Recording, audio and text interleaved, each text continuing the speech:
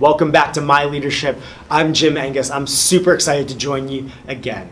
So we talked about a lot of skills over the last couple of videos, but these are two of the most challenging skills for people to master.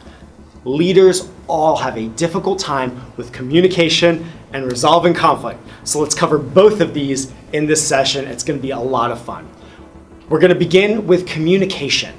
Communication is the foundation for relationship building or relational breakdowns. We are in a constant state of communication, whether we are aware of it or not. As human beings, we are often unconscious about what we are communicating and the impact our communication is actually having on others. It's the ability that we take for granted, but the reality is communicating is difficult and a complex activity. This is why at Bayside we place a great value on leaders knowing how to communicate well. So it's important for you to recognize that success of your leadership of others depends a great deal on your ability to communicate with them. To be a leader, you can't just think it, you must be able to speak it. That's why your effectiveness as a leader rests on your ability to connect with people and share visions and ideas with clarity and motivate them with passion. The basic key to your communication skills is being a good listener. It is one of the best ways to be a good communicator. If you're not a good listener, it's going to be hard to comprehend what you're being told or what you're being asked to do or the feedback you're receiving. Active listening involves paying close attention what the other person is saying and asking clarifying questions and rephrasing what the person says to ensure understanding. It goes something like this. So what you're really saying is, fill in the blank.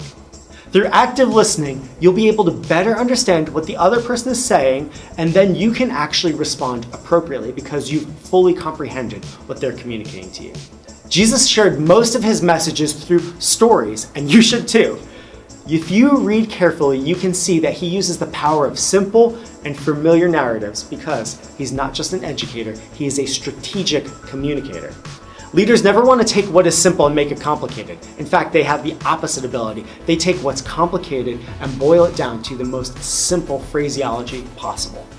Use your communication skills to give people a point for their head and a picture for their heart. This is why stories are so valuable. It's why illustrations and examples and references to current events connect with people.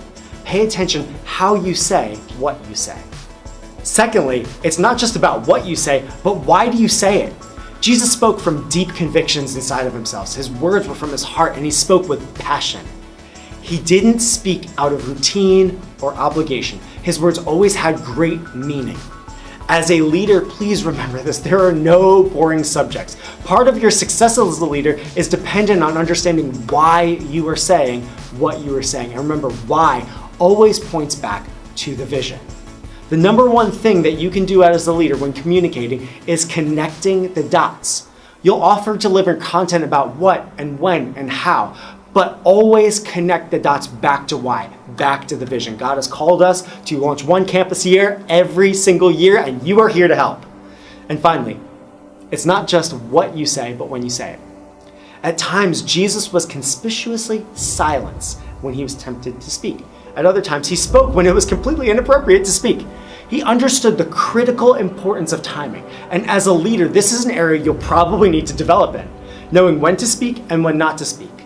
Effective leaders know when to relay a message for best results. Please note, Jesus said, "The time has not yet come." And later he says, "My time has come." He is a master of timing, and you can be too. See, the next area of building effective relationship skills we want to cover is conflict resolution, and most people hate this.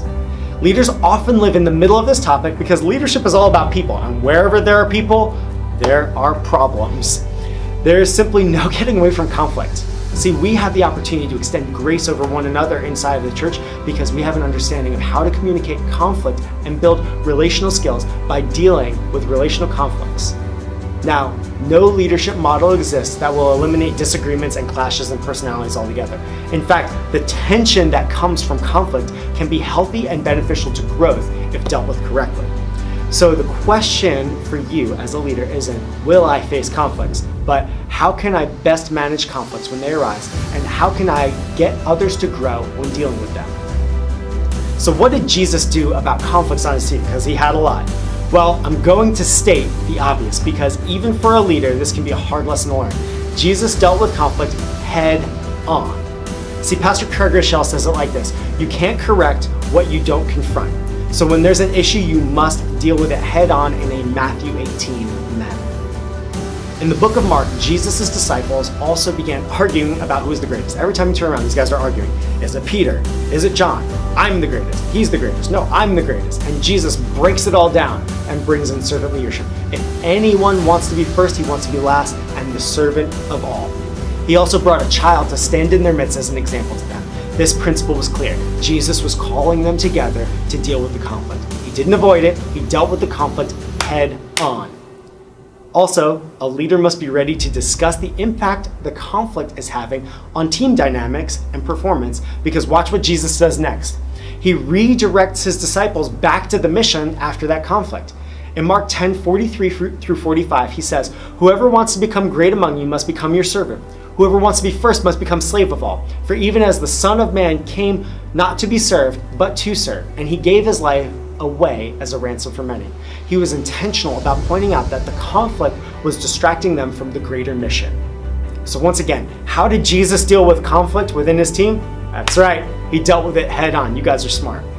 And that is the leadership lesson that God desires for you to learn also.